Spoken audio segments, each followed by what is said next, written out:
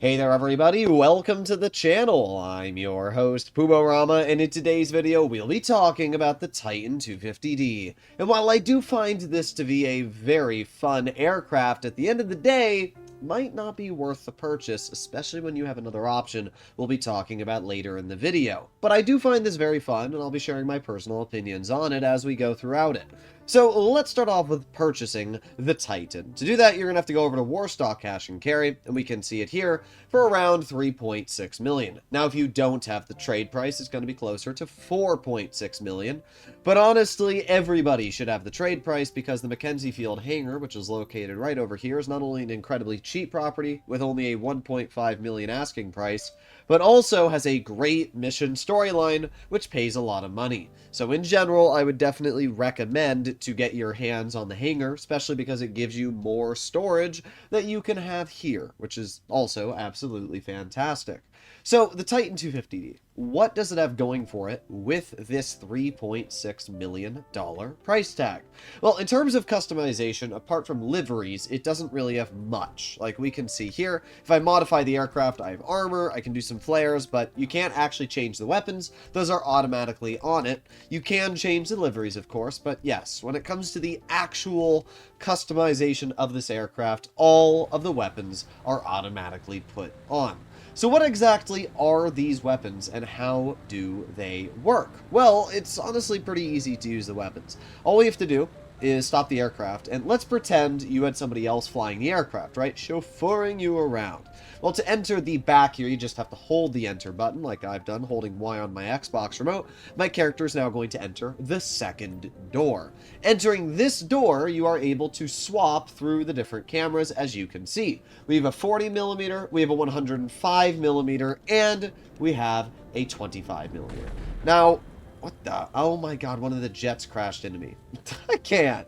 Either way, the 25mm is insane, and you can see what it does. It's basically the OG explosive minigun that the laser, that all the other overpowered, weapons feature. And this thing has a lot of range, by the way. Like, you can see how far it's able to shoot. It shoots very far, and it's got a super quick reload. In general, the 25mm is going to be the best option that you're going to be able to use to blow up just about everything.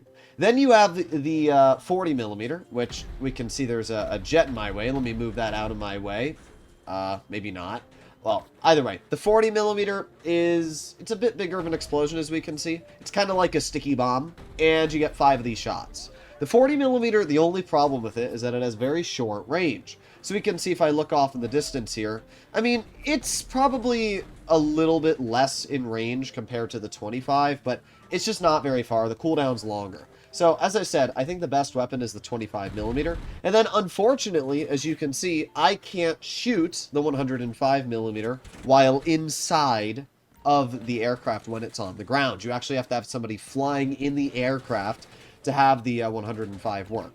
But on HarmNone's channel, he was able to mess around with this gun, and we can see exactly how it works. So it shoots this big explosion, and then it has a bunch of little cluster bombs that also come out after you shoot the 105. So we can see here again, uses the 105, aims it on the Luxor here, and fires, and boom, and then it has these little clusters.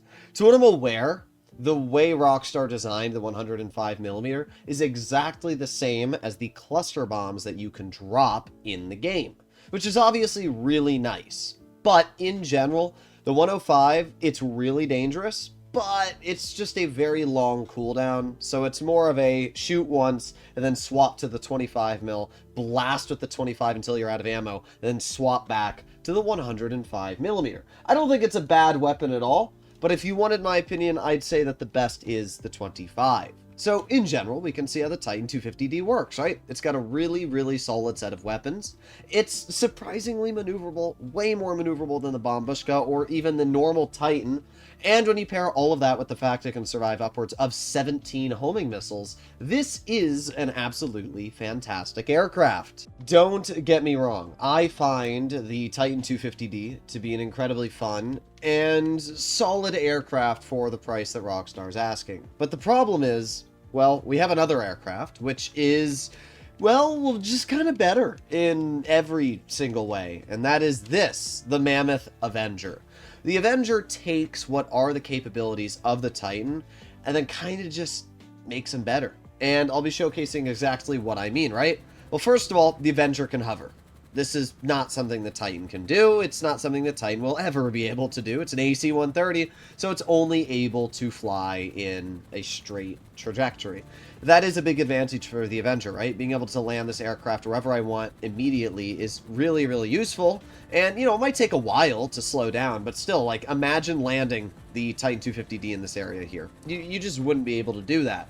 So that is a big advantage for the Avenger. Not only that, but it is faster. It is more maneuverable. It has a higher top speed. So in general, the Avenger wins not just in the ability to hover, but it also has just a higher top speed. It's more maneuverable. It's a smaller aircraft, which are all much bigger advantages than the Titan.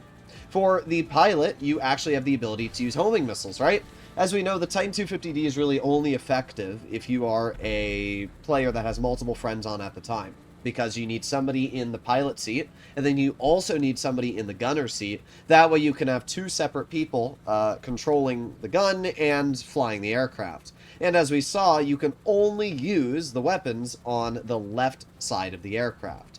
That's where I really think the Avenger wins, right? Because not only does the pilot, so a solo player can use the Avenger, but the best part about the Avenger is that if you go into the Service Vehicles tab while it is in air, you go to the Avenger category, and you can press Engage Autopilot. And when doing this, your Avenger is now going to stay in air, standing still, and you can walk into the back of the Avenger. And it gets even better, because the Avenger has a lot of advantages going for it, right? First of all, you have the ability to have a upgrade station for all of your Mark II weapons. So if I wanted to purchase explosive rounds for my sniper, I could do that here, right? Any of my weapons, I can upgrade whenever I want. You also have the little mammoth thruster here, which is just this little goofy jetpack, but it's nice because it comes with the aircraft. You can fly it wherever you want, and then if your Avenger is still hovering in air, you can simply just fly it right to the back of the Avenger, just like this here. Well, there you go. It's a little tricky to find the exact spot, but you can fly it right back into the Avenger, which is absolutely amazing. And this spot in the back, I can actually store a personal vehicle in. Not only that, but I can upgrade the personal vehicle here. So you have vehicle storage and upgrades. You have Mark II weapons, and you have a jetpack that you can fly around and then put back into the Avenger. And if that all wasn't enough, to finish off, we have the weapons. And the weapons on the Avenger are legitimately just as dangerous, if not better, than the Titan 250D. So, I don't know why the game's not letting me on the weapon. Come on, game. Alright, bro. What?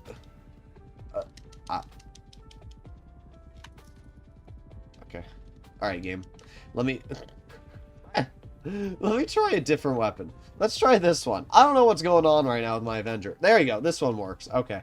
I don't know what was going on with that one, but this is better, okay? So, I don't know if these go far enough.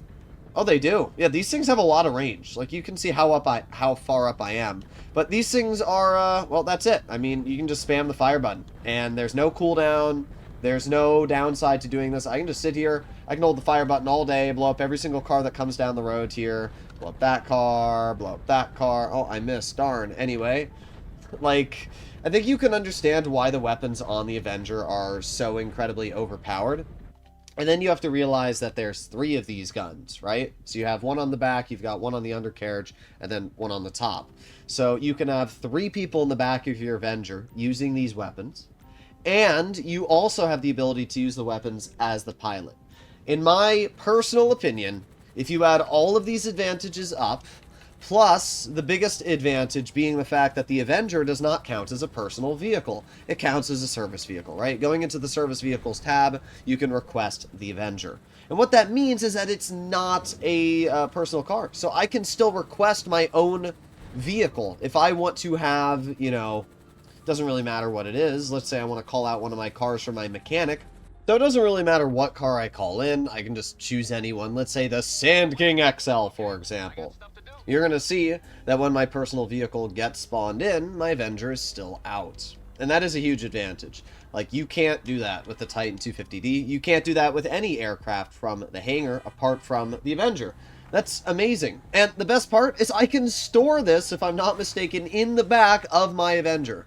I think I can. This might be too big, but we're gonna try anyway. Let's bring it to the back here. Oh, there you go. Enter your Avenger. So this massive truck we can store inside the back of the Avenger. As you can see, then I can just exit the vehicle. And there you go. Now I have this big old truck inside of my Avenger. I can still go into it. I can start it off, take off like you normally would, and I mean, there you go. Now we just take off in the Avenger, and I have that vehicle in the back. And by the way, I can also get in that vehicle while it's in air and drive it out.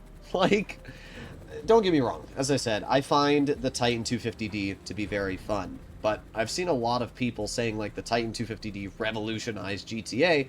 I just don't really see that when the Avenger has better capabilities in almost every single category versus the Titan. The Avenger has better weaponry, if you ask me. I didn't even mention the fact that the Avenger also has bombs. The Avenger is faster, it is more maneuverable, it can survive more explosions. The Avenger can survive around, I think it's 50 homing missiles. It's an insane amount versus the Titan, which only survives like 17 in comparison. Like, if you compare every single capability that both of these aircraft have, in my eyes, it's just a no-brainer why you should go with an Avenger over the Titan. But you can let me know your personal feelings. This is just a video to help you out. At the end of the day, hopefully you enjoyed it, and I'll see you all in the next one. Bye-bye.